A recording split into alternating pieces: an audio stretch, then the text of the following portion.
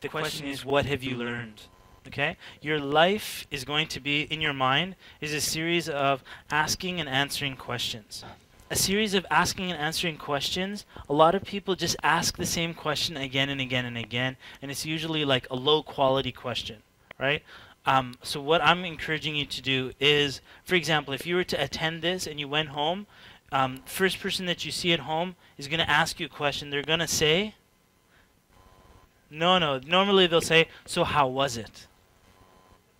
That's typically what or the question that every time you meet someone's like, so how's the weather? There's questions that are not important and not urgent, right? A more important, a question that's important but not urgent is, what have you learned? Or what did you love most?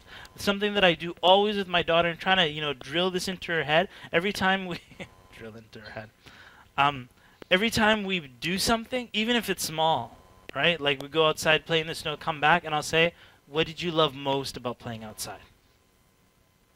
So that presupposes that she loved going outside. And she does. And she gets to relive the memories, which makes her thankful to Allah. So she'll say, I loved it when you did this. And I loved it when we did that. And I'm always getting her to like reflecting on things that she's done by asking good questions. So when we come back into session, one of the most important things that you want to keep asking yourself is, what have you learned? Okay, so 2 hours or 3 hours during the workday, and my guess is if you actually look at the actual time, it might be much more than that. This is just kind of like the presumption, but when you actually get into doing, 7 days of calculating where you spent your time, you're going to be shocked at the things that are there.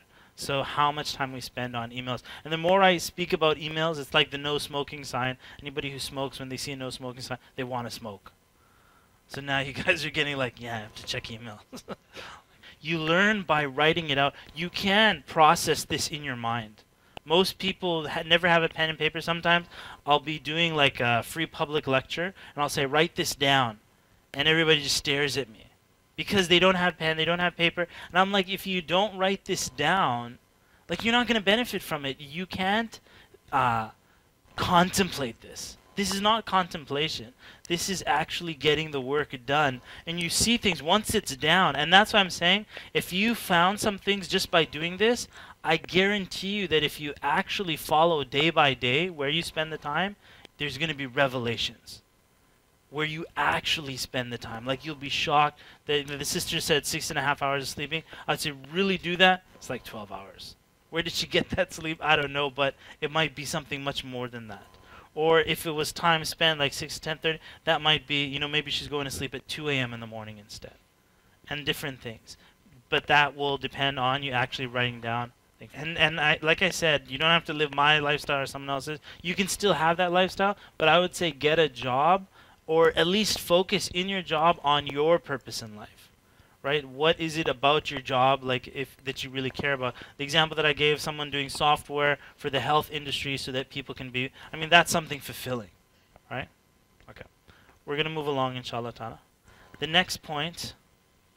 Did you see, I just want to remind you when I said, when people, I gave you the introduction, you might not have understood what I was talking about, but I said when people start off time management, they don't deal with what they're dealing with first. So this sister, let's suppose she went to some other time management program organized by her company at the lunch break. Some guy's going to come and talk about time management. They're going to come and talk for 1 hour, and they're going to say, let's do a goal setting session. Where do you want to be in 5 years from now?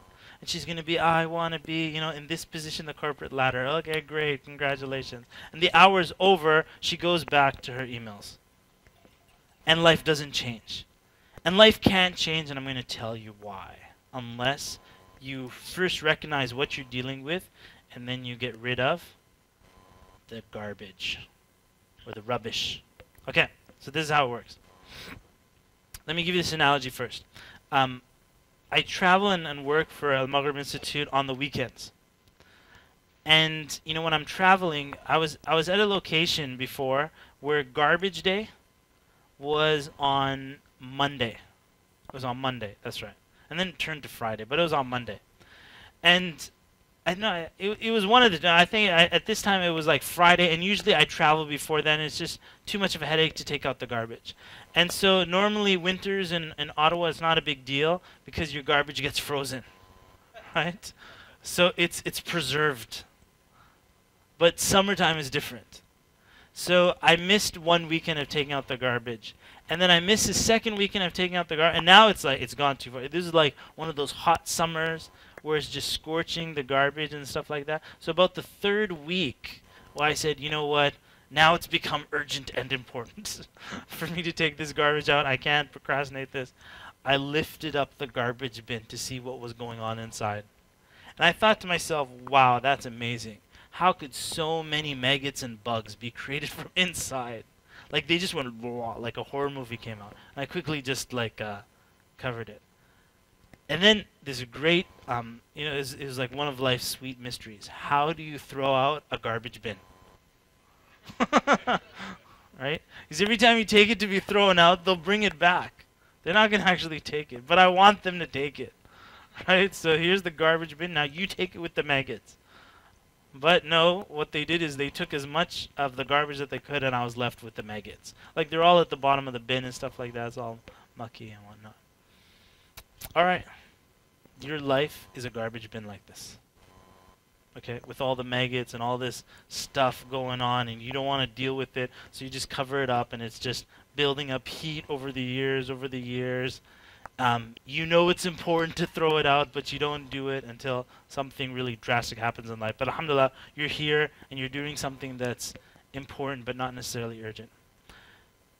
If you try managing your time, it's like, or I give you this example of a person trying to, this is like a joke. Someone goes to McDonald's and, give me, the triple, Baconator cheeseburger or whatever, and bacon's haram, but I'm just giving an example.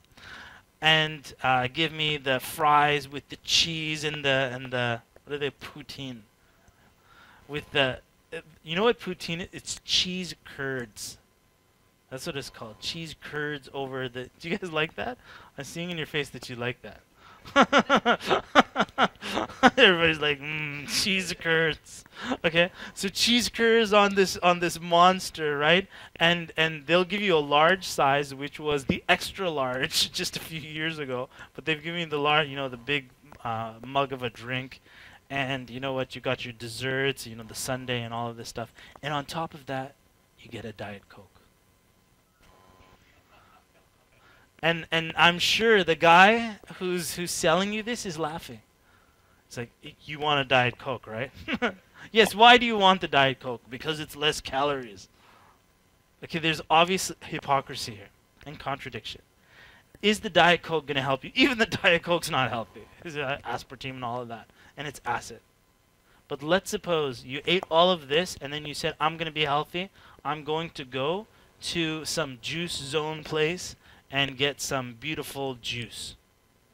You know what that juice will do to you?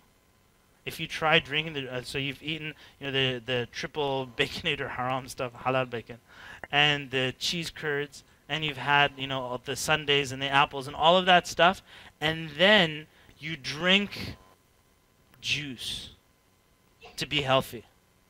Who knows what will happen to you? Does anybody know? I'm talking about like immediately what will happen to you when you do that. Has anybody had that? Come on, give it a try. What will happen to you? No. I've experienced this, so I know what happens. Someone know about health issues? They would understand what takes place. Yes?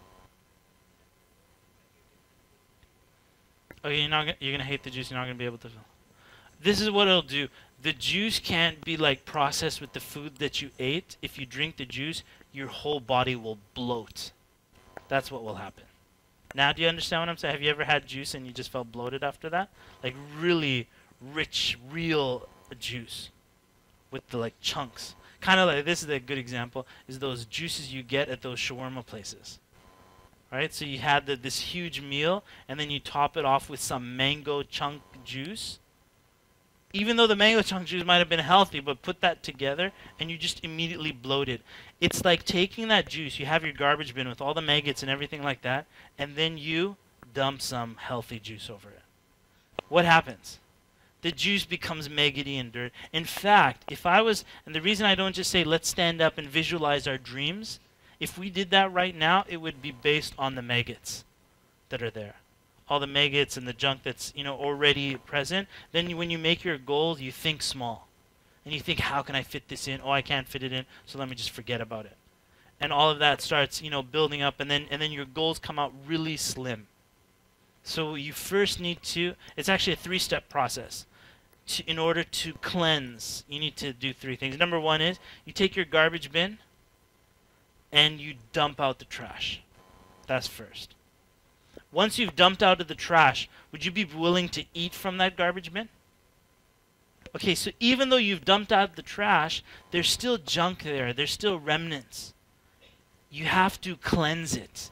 You get a hose, and you just basically like slam down that whole garbage bin for hours, and you're detoxifying it, right? You heat it intensely. You let it steam out. All of that stuff. So step number 2 is detoxify. Number 1 is throw out the trash. Number 2 is detoxify. Once it's been detoxified and purified and sanitized and everything like that, it's good as new. Now what can you do with it once it's good as new? Then you can bring your dreams and start pouring them in. And nothing will happen to them. They'll be protected and safe. Right? So those are the 3 steps that you have to go through, and that's why I'm going through these steps first. You have to get this off of your mind. You can't be dealing with, 7 hours of email every single day and try to live your dreams at the same. You've got to clean it out first. Once it's been cleaned out, then we kind of like rearrange things, which we'll be doing like a rearrangement, and then we start going to, now what do we want to do? Now that we're at peace with what we're dealing with now with this extra time that we have, how do we choose which dreams we want to move towards, and how do we actually move towards it, inshallah ta'ala. I studied overseas between 1993 and 1999. When I came back, that was, cell phones had proliferated by then. There was a lot of cell phones around, and I got my first cell phone. It was new to me. I really understand the technology that well. Right, so you have a cell phone like this. That is like your voicemail icon. So, I'd get a voicemail, I'd check the voicemail, and then once I checked the voicemail, it would delete. And everybody loves everything to be perfect, right? Completion. It's called completion. Everybody wants completion. Everybody wants completion. That's why you stick to checking your email so much. You want to be complete. 0 new messages. And you're like, yes, I have conquered the world. So we're all like that. I'm like that too. So you want that voicemail icon to disappear. You want it to disappear. I was going to say like a swear word, but you want it to disappear, and so you check your voicemail. So I checked my voicemail, and then one time I got like a message. I checked my voicemail, and then it said, you have 0 messages. Main menu. I'm like, what do you mean 0 messages? There's a message right there. So when I shut it off, the voicemail icon was still there. I checked my email. You have 0 messages. I'm like, something's wrong here. Phone is broken. There's 0 messages. You still get. And then I was going crazy. I'm like, how will I know if I have real messages now? The icon is screwed up. And this went on, by the way, for months. And every time I'd see someone else with a phone, I'd be like jealous. Their phone, like, their voicemail icon thing works. Mine doesn't. And I was considering taking it back to the people who made it and just telling me, this thing doesn't, it's broken. So there came a time that I was just sitting down, and I remember when that happened, I was just sitting down and I said, maybe there's something that I haven't tried. Maybe there's something that I haven't tried. So I just sat there and I went to messages on the menu of the phone, and then it said voicemail messages 0, and then it said text messages 3. I go, text message? What's a text message? And then I checked it, and there was like a message from like 3 months before. It said, please call me, and it had like a phone number. And it was like outdated, and it wasn't important, and there's no urgency. I just deleted it. And after I deleted all these messages, I said, Bismillah, Bismillah, Bismillah. I went to the main menu. What had happened? It had my dear brothers and sisters disappeared, leaving me with a happy face. Okay, here's the problem. When we deal with in our lives, and we have all these things going on, we can't like calm down until we get rid of the messages. That's why if you try living your dreams and at the same time there's still things bothering you, there's things that still at the back of your head, do this and do that and do this and do that, you get so preoccupied, you try multitasking, you try doing things, and you can't get things done. What you've got to do is get it off your head. Get it off your head. Something as simple, when I give you a break, even here in the seminar, and I put my phone on, and I put the, a 10-minute alarm. What does that do for me? What does it do for me? Just so you understand the principle behind it. What does it do? Yes? Gives me a 10 minute. I can get a 10-minute break even without the phone. Yes, sister? I don't have to keep checking my watch. Something a little bit deeper than that. Something deeper. Yes? It gives me freedom. But it's my break. It's my freedom anyway. I need hands up so I can see who's talking. Yes, sister?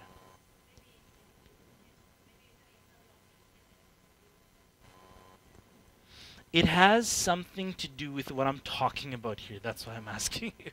It's always, Yes?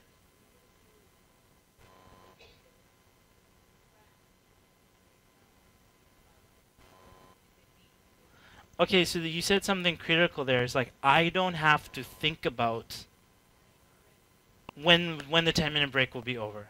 Basically, by putting on the alarm, the principle is this: I am disengaging my mind from worrying about this.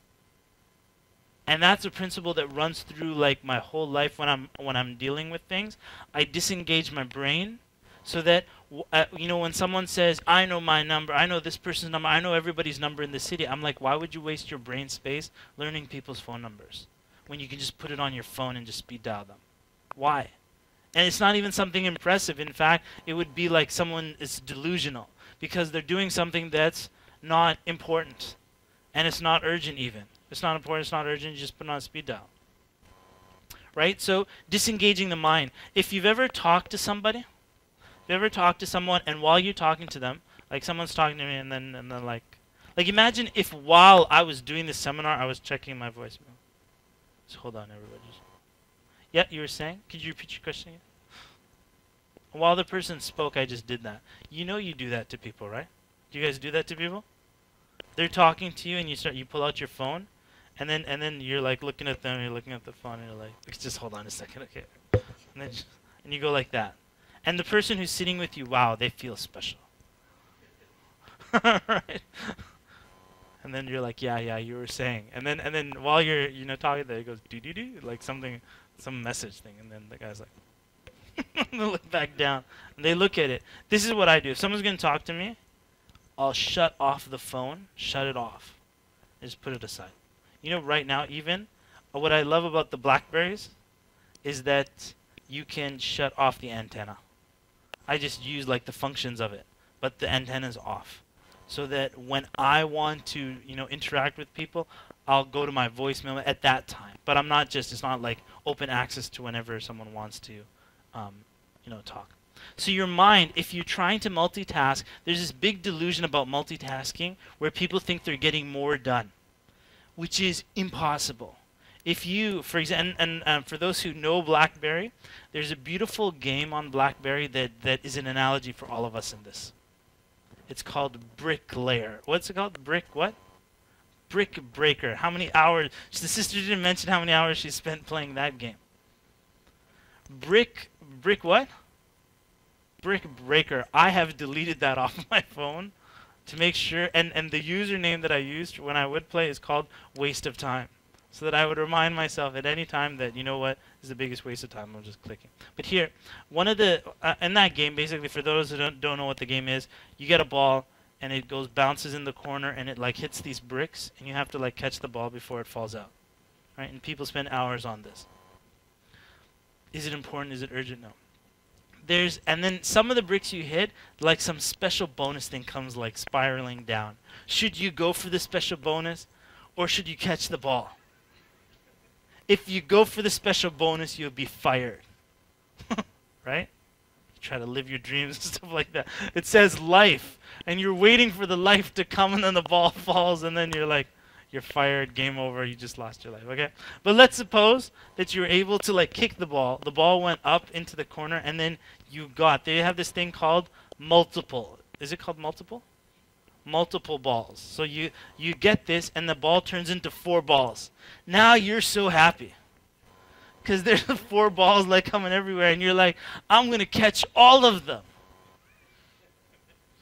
at the same time. So what happens is, you lose all of them, right? All 4 balls were lost because you chased all of them. And it's like the analogy they gave in the olden days of chasing rabbits. We don't chase rabbits, we chase balls on brick breaker. If you chase more than one, you've lost them both. You chase 4 of them, and you think that with 4 I can just get this one, that one. You can't get any of them because your mind is multitasking. Without that focus, you just drop everything. And so someone, in fact, there's this scientist that did like MRI scans when a person is most engaged, and he said that even distractions in your workplace will serve as like distracting you and multitasking. He would say that when he works, he would put earplugs into his ears so that nothing can distract him from the work that he's doing, and just get the work done. And like I said, shutting off an antenna, shutting off email notifications, all of that stuff, so that there's no distraction. You just go directly for, this is the touchdown. You just go and do it. And you'll find that in a very short amount of time, you can get that done, take like a recharging break, and then go do something else. Go to the next ball that you're, chasing, and then go to the next ball. But everything that you do is just totally focused. Right? And that's why I was saying that even if I'm taking a break, it's totally focused, relaxed break. Right? So it's fully engaged. I'm going helicopter riding in the, Alberta mountains or something like that, and I'm on a glacier, and I'm on, what else was it? I'm seeing like grizzly bear watching, all in the same day. It's like totally focused, and then I'm back to the Al-Maghrib class, working on the weekend or something like that. You're like grizzly bear. Tell you about that later, inshallah. Let me tell you how scary this can be. I was driving in London, right? London, the real London, not London, Ontario, London, UK. And there was like this corner, and the brother was driving me, and so he's on that side, and he's telling me that, he goes, in this corner there was like an accident. This lady hit this guy on a bicycle, and she killed him, right? She hit him and killed him. Okay, no problem. It was the bicycle guy's fault. It wasn't her fault, because he's on a bicycle, it just comes into traffic, whatever, came in. But the police, they checked her phone. What do you think happened on her phone? What do you say? Here's the thing about British people, they text much more than North Americans. She was texting on her phone as she was driving. I mean, she's typing up a message, and they saw, the time that the message was sent was like, 1 second before she killed this person. Meaning that for her, and I wonder how important that text message was to be sent while she was driving. How important was it? How urgent was it? And this person's life was lost. And that's just irresponsible. Nobody thinks about these things, but why do you think they banned it in Toronto and they banned it in New York and so? Because of all the people that are dying because of the multitasking attitude. And even people who are supposed to be, free, they go home at 5 o'clock, and then they go home to their families and be engaged with their families. Now someone's sitting at the dinner table multitasking while the person's talking to their family members. So they're not even there, right? They're in a different world. In fact, you'll see people say this thing like, oh, go to my son's soccer game or something like that. At the soccer game, he's on his phone talking, and he's not even watching his kid play. And then he just glances occasionally, but even when he's glancing, it's like this donut glazed look.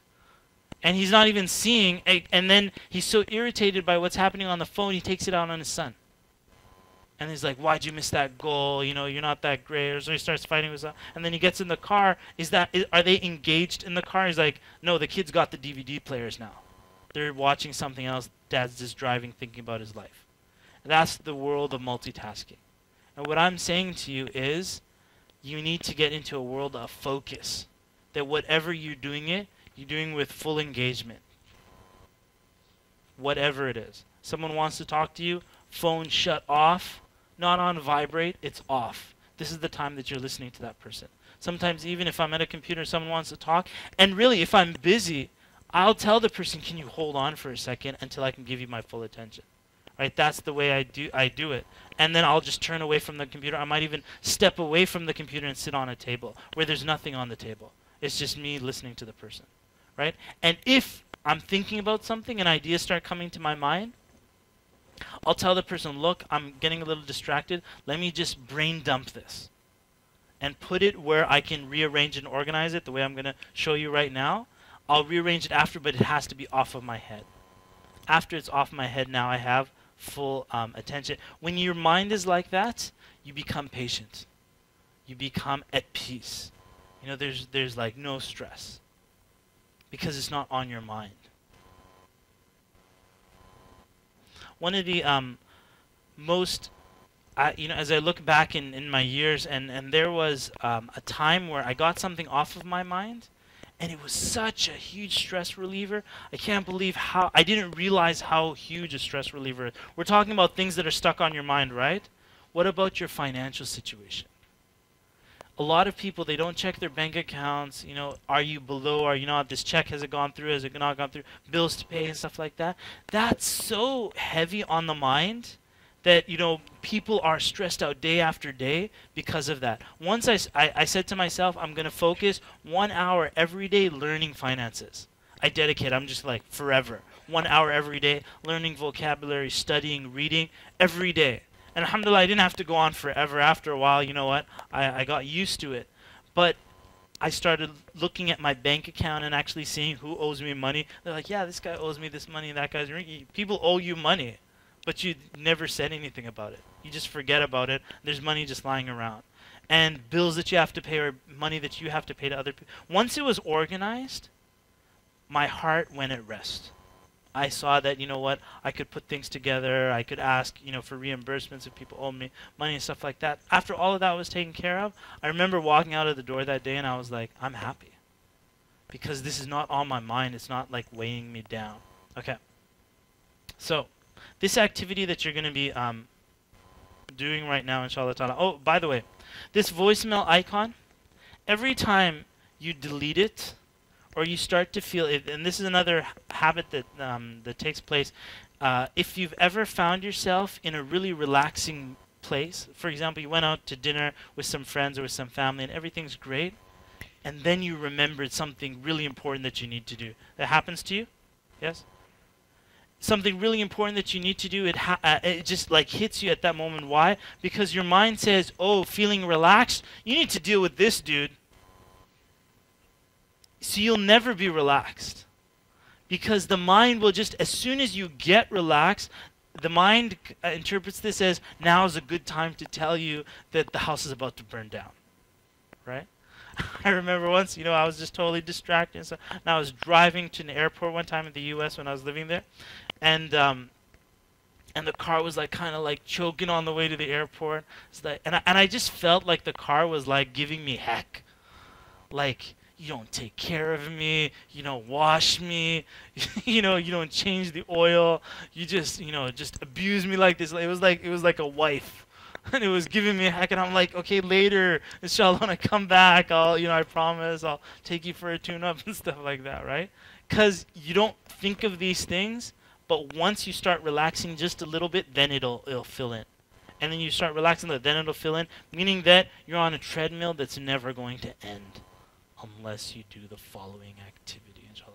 Alright, so it's called brainbreeze.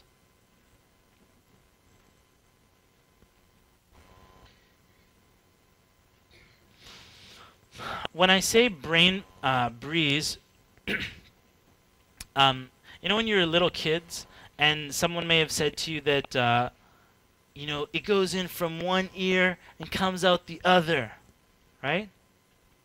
There's nothing in your head. And they said this was like a negative. This is not a negative. This is a positive. I want nothing to be in your head.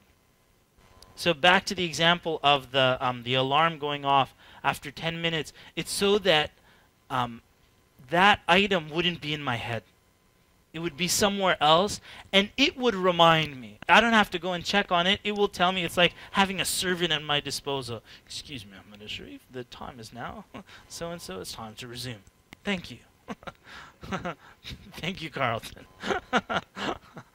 And then, you know, you have like technology. That's what technology was meant for. It's to take it off your brain. Basically, you just set it and forget about it, and then it takes care of you. All right? So, I was saying? What was I talking about? The brain breeze. You want your brain to be empty, and once you dump everything out, this is just the first stage. A lot of people, once they dump everything out, they think that, oh, now I have to trash it. But there's going to be important stuff in the things that you're going to be dumping out. But the first thing you need to do is get it out of your head. Once it's out of your head, you'll delete a whole bunch of it. The important stuff that you want to keep, alhamdulillah, you can keep it, and I'll show you how to organize it.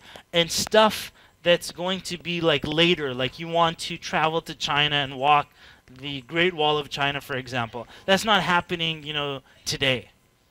It's going to happen sometime in the future. How can you get that off of your mind? And I'll show you how to, you know, to date that so that it comes back and reminds you, so it still doesn't have to be on your head, inshallah ta'ala. Right? So this is the activity. This is how it works.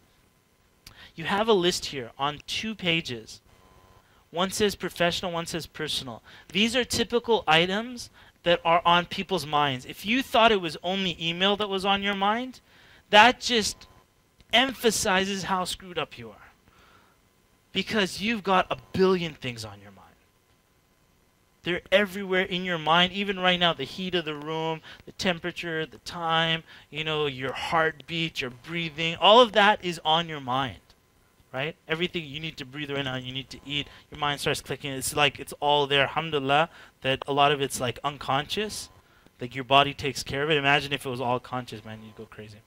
Okay, so you're going to go through this whole list, and you're going to write down as much as you can of things that are on your mind and just get it on paper. When I did this activity, normally it would be nice if you took 2 days to do this, right? Right here I'm just giving you like a glimpse, but every time you need to brain dump, you can just come and go through this list and just get everything off your mind. So I'll give you some examples. Let's go to...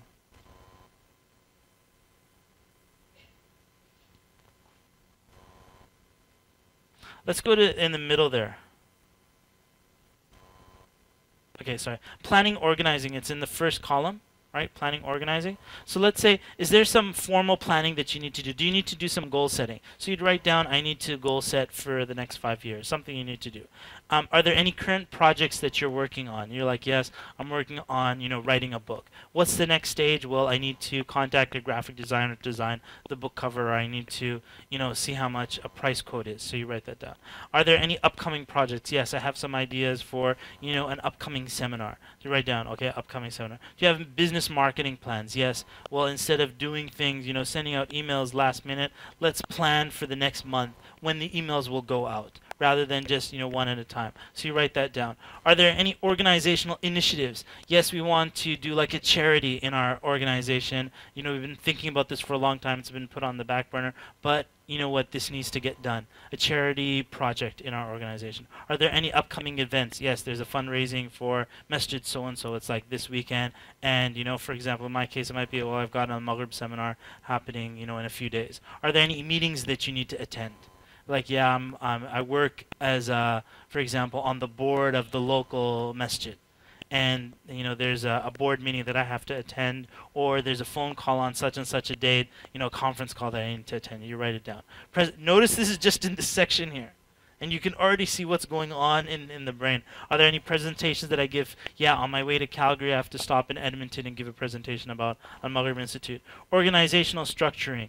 Yes, for Discovery, you might have to do some organizational structuring and meetings involved in that. How about changes in facilities? Well, maybe, you know, the rent is due or the contract's going to be coming up, and you know, the person's going to kick us out after the contract, or you might want to ask for more money, for example. Or you need some new furniture. You know, your chair is old and it's like cut up and you need like a new chair. installation of new systems and equipment, travel, banks, receivables. A receivable, money that people owe you. Oh, so and so owes me from this time, and so owes. So you start writing that down. Oh, there was this guy, I lent him, he didn't give it. So receivables, payables, things that you owe. Oh, now that I think about it, I got a hydro bill that I have to pay, and it's just sitting there, and an overdue phone bill that I have to pay. Is there any petty cash? Petty cash. There's money hanging around in the house. 100 there, 200 here, stuff like that. People don't know that, especially people that have money problems don't know. Especially people. So someone's like, oh, you know what? This seminar costs this amount of money. Guaranteed, just, on this point, you go, oh, yeah, I have some money there. I have some money here. That if you just leave it, it's forgotten and you've lost it. So now what I want you to do, inshallah ta'ala, is take 10 minutes and start to get the feeling of getting things off of your head. So go ahead and start writing it out. Things that are off of your head, and like I said, ideally, you want to spend 2 days. When I did this, I wrote 8 pages. 8 pages. The goal is to write down so much that you come at the end and you feel like there's nothing left in your brain, where you can actually feel the breeze going through your ears. And it feels awesome. You're now remembering it. So I'm kind of screwing you up, right? Because before you didn't even remember it. Now it's now you're actually more overwhelmed than you were before. So what does that say about how you came here in the morning? Would you say that you were delusioned? And a delusion that you didn't have to do all? You think oh, I'm free. But you're actually not. Okay, so you don't know how to say no to people, so it just keeps piling up, piling up, piling up. It's something interesting. Even when people ask me to do lectures, I'll tell them, look, if I keep saying yes to everybody, then the lecture quality goes down because my brain is just basically disjointed. It's all in different spaces. So if someone invites me and they give me 7 lectures to do over 2 days, I'm not going to do any of them properly. So I'm give me 2 lectures, and maybe I'll have time to prepare a second lecture. Ideally, just give me 1 lecture and, set up a good relaxation location so I'll actually come to your place. Let me just explain this issue of brain constipation. Brain constipation. What that means is that in a person's mind, they've got all of this stuffed up in their head, right? It's all stuffed into their head, and it's squished together, and it's blocking everything. So constipation, in fact, the person's not going to the bathroom. It's all stuffed inside. They're just in pain, but nothing's coming out, right? That's usually how people live their lives. In their head, they're just constipated. All these things, just as the brother was saying, stuff he didn't even know was there. It's just all clogged in. In order to get to the next stage, you're going to need to get it out.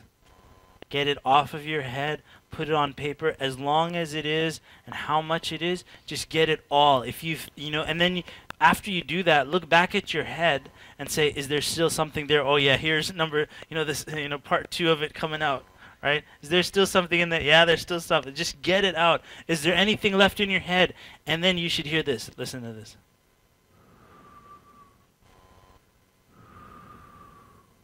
Going through your head, and you'll smile when you hear it. It'll all be on paper and all your notes, and it's all there, but in your head, you just hear that beautiful sound of the ocean. And after you do that, inshallah ta'ala, that's what I'm talking about. You got to first throw out the trash, then we clean up the garbage bin, and then we can put in the good stuff later. Almost never do people do stuff like this with you. I've only spent 10 minutes and you start to get the idea with you. When we come back in the next section, I'll show you how to rearrange it properly so that none of it is on your mind. And it's all rearranged, and you can delete stuff and rearrange other things, inshallah ta'ala. Alright, so we'll see you soon.